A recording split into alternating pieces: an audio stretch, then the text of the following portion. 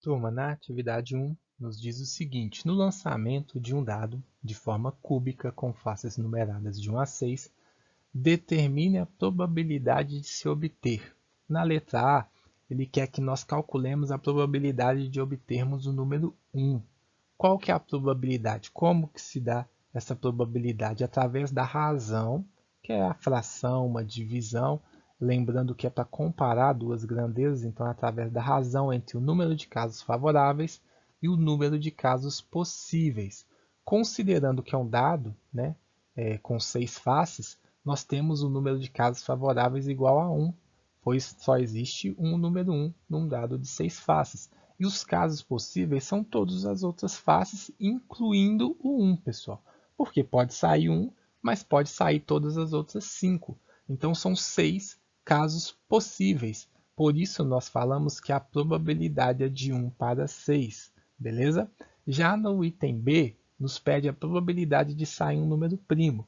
Primeira coisa, precisamos lembrar quais são os números primos que estão, contidos aqui de 1 a 6. E a relação é a mesma, número de casos favoráveis, número de casos possíveis. Mas nesse momento os casos favoráveis vão mudar porque o 1 não é primo, o 2 é primo, o 3 é um número primo, o 4 não é um número primo porque ele é divisível por 2 também, por 4 e por 1, e o número 5 é um número primo e o número 6 não é, porque o número 6 tem mais de 2 divisores. O número 6 é divisível por 3, por 2, por 1, e isso que determina se o número é primo ou não, a quantidade de divisores que ele tem. Temos 3 números primos e temos como número de casos possíveis 6 novamente. Nesse fato de um dado, pessoal, os casos possíveis sempre vão ser 6, porque são 6 faces possíveis, beleza? Aqui temos o número de casos favoráveis 3, número de casos possíveis 6, formando a razão 3 para 6. No entanto, dá para simplificar. Eu posso dividir tanto 3 quanto 6 pelo próprio 3. E aí teremos 3 dividido por 3, 1. 6 dividido por 3, 2. E a probabilidade de sair um número primo é de 1 para 2. Já no item C, ele quer saber a probabilidade de um número divisível por 2. Precisamos fazer o mesmo processo, números de casos possíveis, mas aí lembrando quais são esses números divisíveis por 2. O 1 não é divisível por 2, o 2 é divisível por 2, porque 2 dividido por 2 é 1, 4 dividido por 2 é 2 e 6 dividido por 2 é 3. Temos 3 casos possíveis e temos 3 casos favoráveis e 6 casos possíveis. A nossa razão vai ficar, a nossa probabilidade vai ficar de 3 para 6, assim como de sair um número primo, simplificando 3 dividido por 3, 1, 6 dividido por 3, 2. É uma fração equivalente, tá, pessoal? Caso você não lembre, a gente simplifica para encontrar uma fração equivalente a menor possível, né, para que você represente isso de uma maneira genérica. Já no item D, nos pede a probabilidade de sair um número menor que 5. Quais são os números menores que 5 dentre todas as possibilidades que nós temos nas faces do dado? O número de caso favorável vai ser, o número não, os casos favoráveis serão o 1, o 2, o 3 e o 4, porque todos esses 4 números são menores que 5. Então temos 4 casos favoráveis e, novamente, 6 casos possíveis. A nossa razão da probabilidade ficou 4 para 6, e aí eu posso simplificar para encontrar uma razão mais genérica, beleza? Mais reduzida. 4 dividido por 2 é 2 e 6 dividido por 2 é 3. Então a nossa razão, né, a nossa probabilidade de sair um número menor que 5 é de 2 para 3, beleza? Já no item E, nos pede a probabilidade de sair um número maior que 6. E aí vamos pensar quais são os números, né? Quais são os casos possíveis, qual é a quantidade de caso possível. Zero, não tem nenhum número maior que 6 no dado, e os casos possíveis seriam 6. Ou seja, eu tenho 6 possibilidades e o que eu quero mesmo não existe. Por isso nós falamos que não há probabilidade, pois 0 dividido por 6. Na atividade 2, nos diz que uma academia de ginástica realizou uma pesquisa sobre o índice de massa corporal, o IMC, de seus alunos, obtendo-se o seguinte resultado. Na tabela mostra a categoria e o número de alunos. Nas categorias tem o aluno abaixo do peso, 50 alunos, os alunos com peso ideal, 110 alunos, com sobrepeso, 60 alunos, e os obesos são ao total 30 alunos. A partir dessa tabela e dessas informações, escolhendo-se um aluno ao acaso, determine a probabilidade de que esteja com peso ideal. A relação que determina a probabilidade é o número de casos favoráveis pelo número de casos possíveis. Nesta situação específica, o número de casos favoráveis são aqueles alunos que estavam com peso ideal, que é um total de 110. Os casos possíveis são todos os outros alunos. Então, se nós somarmos a quantidade de aluno, nós vamos ter 50 mais 10, 160, 160 mais 60, 220, e 220 mais 30, 250. Se aqui não der para fazer o cálculo mental, pessoal, tira o zero.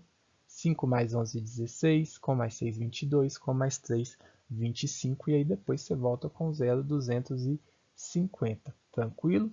Logo, nós podemos concluir e montar a nossa razão da seguinte maneira: 110 para 250. Essa é a nossa probabilidade de sair um aluno, de sortear um aluno que esteja no peso ideal. No entanto, lembrando, sempre precisamos converter principalmente na probabilidade. Por enquanto, não vamos colocar o resultado em percentual, mas já é bom vocês irem treinando. Simplificando por 10, porque ambos terminam em 0, 110 dividido por 10 é 11, e 250 dividido por 10 é 25. Aí teremos que a probabilidade de você escolher uma pessoa que está no peso ideal é de 11 para 25. Beleza? Na atividade 3, nos diz que em uma urna contém 50 bolinhas numeradas de 1 a 50. Sorteando-se uma bolinha, determine a probabilidade de que o número observado seja múltiplo de 8, considerando que a relação que determina a probabilidade é uma razão entre o número de casos favoráveis pelo número de casos possíveis. Precisamos descobrir quais são os casos possíveis, e os casos possíveis são todos os números múltiplos de 8. Quais são os múltiplos de 8? O 0, porque 0 vezes 8 é 0, porém não tem 0, é de 1 a 50. Começaremos pelo 8, pois 8 vezes 1 é 8, 8 vezes 2 é 16, 8 vezes 3 é 24, 8 vezes 4 é 32, 8 vezes 5 é 40, 8 vezes 6 é 48, e 8 vezes 7 é 56, mas 56 já passaria a numeração das bolinhas existentes dentro da urna. Por isso que nós ficamos apenas com essas 6 possibilidades. São 6 possibilidades favoráveis e o número de casos possíveis são 50, porque são 50 bolinhas.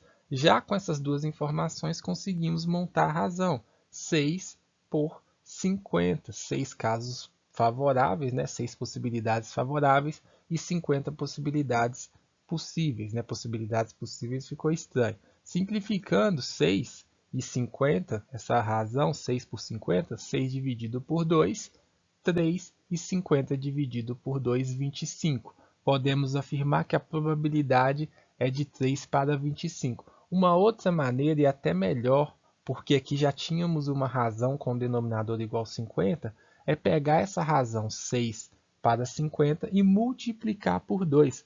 Quando nós fazemos isso, nós vamos ter 6 vezes 2, 12, e 50 vezes 2, 100. Sempre que nós temos uma razão com denominador igual a 100, determina a nossa famosa porcentagem. Eu posso falar que a probabilidade de que seja um múltiplo de 8 é de 12%.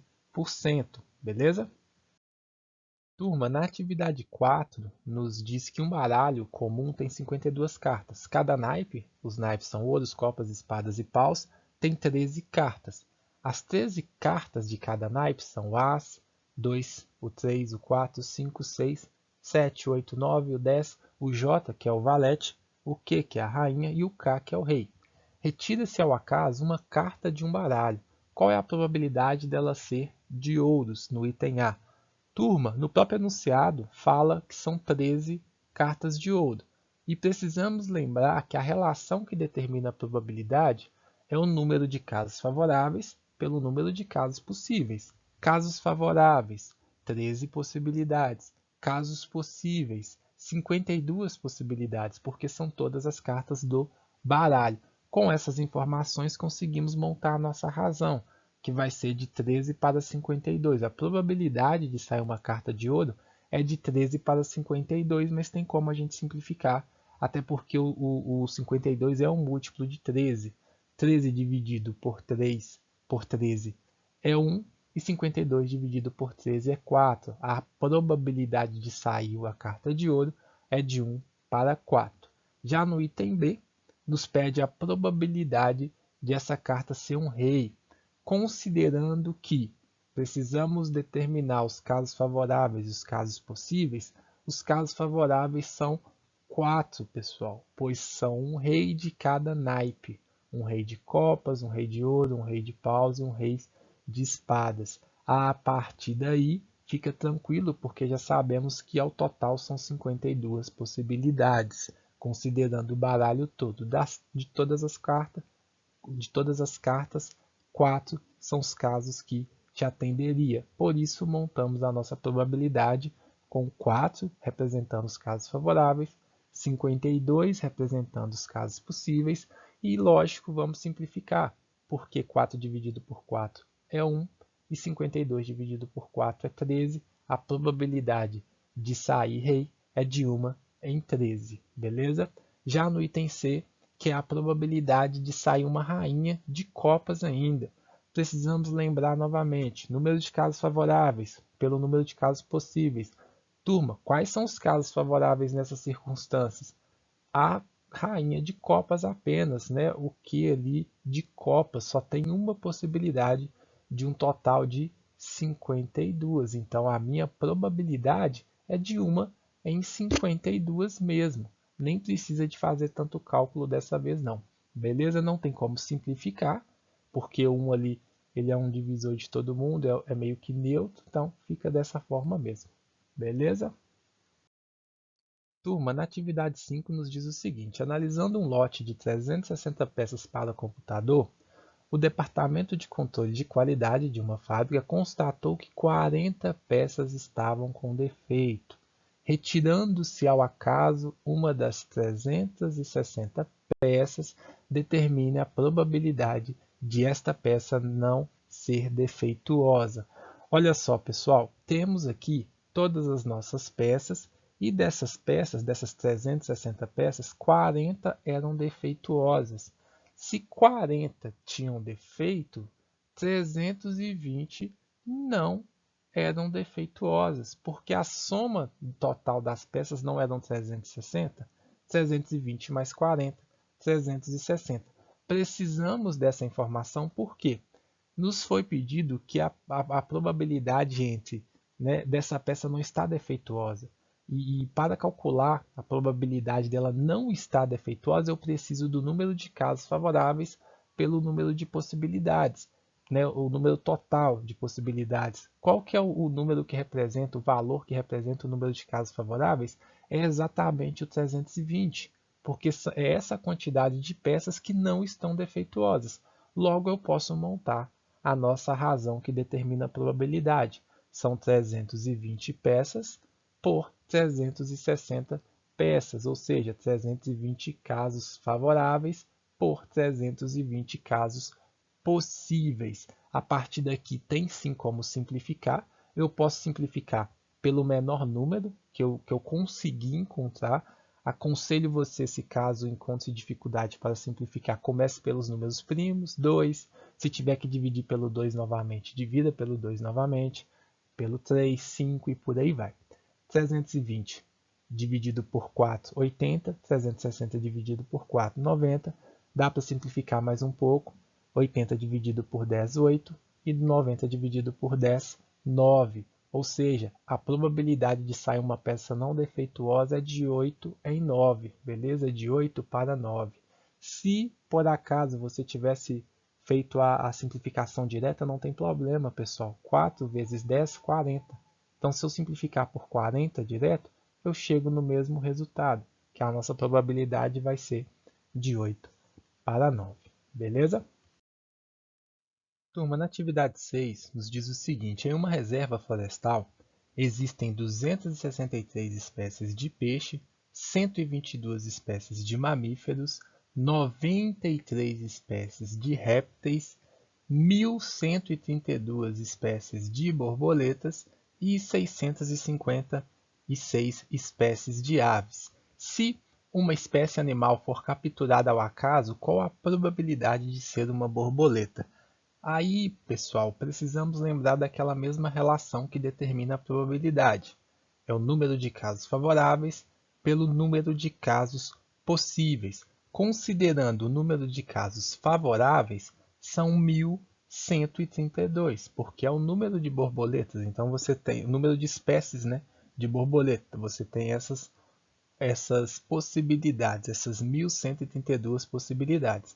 Já o número de casos possíveis, ele é dado pela soma de todas as espécies. Então, eu tenho 1.132 espécies de borboleta, 93 espécies de répteis, 263 de peixe, 122 espécies de mamíferos e 656 espécies de aves. Somando todas essas espécies, eu consigo determinar quais são as possibilidades. 2 mais 3, 5, com mais 3, 8, mais 2, 10, com mais 6, 16. 10 dessas unidades nós transformamos em dezenas e somamos normalmente agora. 1 mais 9, 10, com mais 3, 13, com mais 6, 19, 21, com mais 5, 26. 26 dezenas, nós transformamos 20 dezenas em 2 centenas e aí somamos novamente. 2 mais 1, 3, 4, 5, 6, 6 mais 6, 12. Novamente, 12 centenas transformamos em uma unidade de milhar e somamos 1 mais 1, 2. Temos 2.266 espécies. Esse é o número de casos possíveis.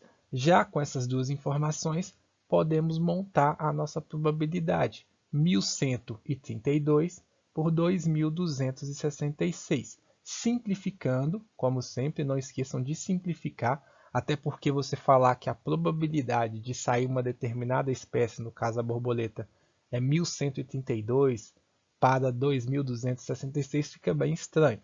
Simplificando por 2, eu vou dividir 1.132 por 2, 566, e 2.266 por 2, 1.133.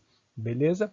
Agora, para tentar, né, dar um pouquinho mais de significado, se você dividisse, até porque aqui ficou também estranho, né, turma? 566 por 1.132. Vocês já podem começar a pensar.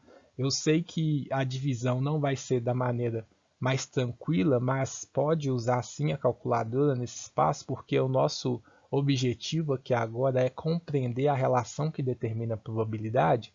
Se você pegar os casos favoráveis e dividir pelos casos possíveis, você vai obter um valor decimal. Esse valor decimal também representa uma porcentagem.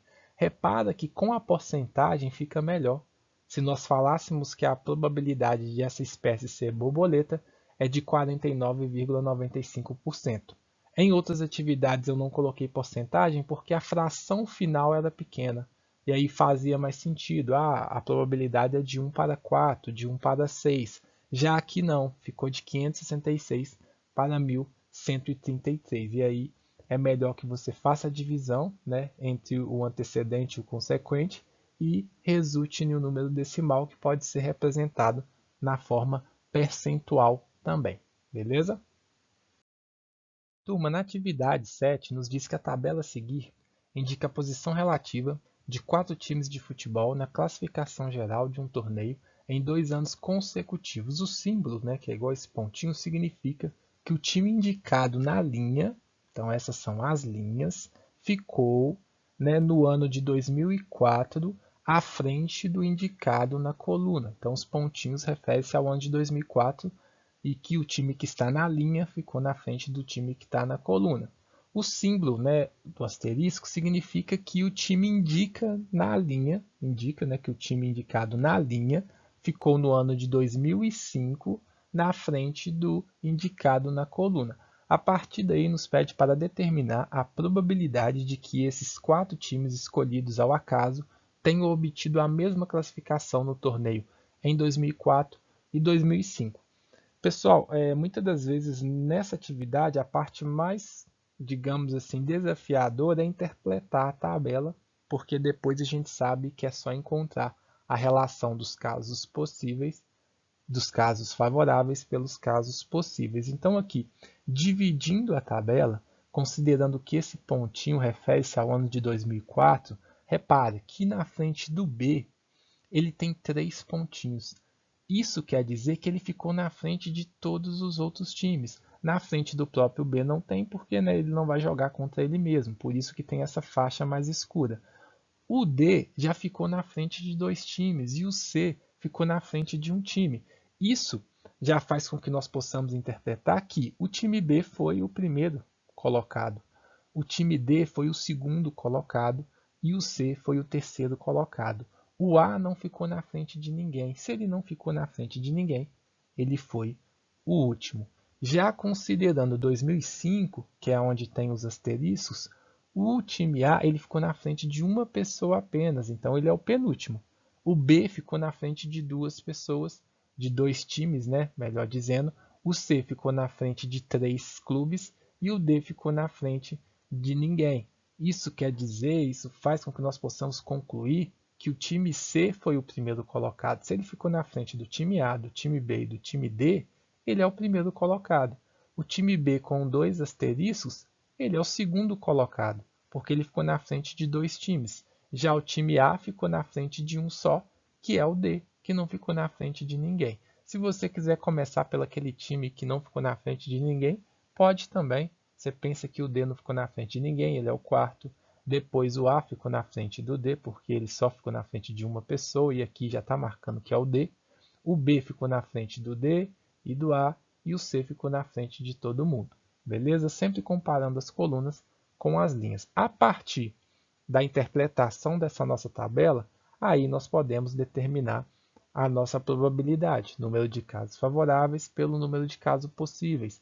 O número de casos favoráveis são o mesmo time ficar na mesma colocação. Se nós analisarmos, né, a primeira colocação foi time diferentes. A segunda colocação nos 2 anos foram times diferentes. E a terceira colocação também foram times diferentes, assim como a quarta classificação foram times diferentes. Se nenhum time foi classificado na mesma posição, pessoal, nós temos que a probabilidade que não há possibilidade de esse evento acontecer, porque nós não temos um evento favorável dentre todas as possibilidades. Todos os eventos que estão aqui não representam um mesmo time na mesma posição. Beleza? Por isso, podemos, né, responder de uma maneira mais formal que não há possibilidades de escolher um time que tenha obtido a mesma classificação nas 2 edições do campeonato.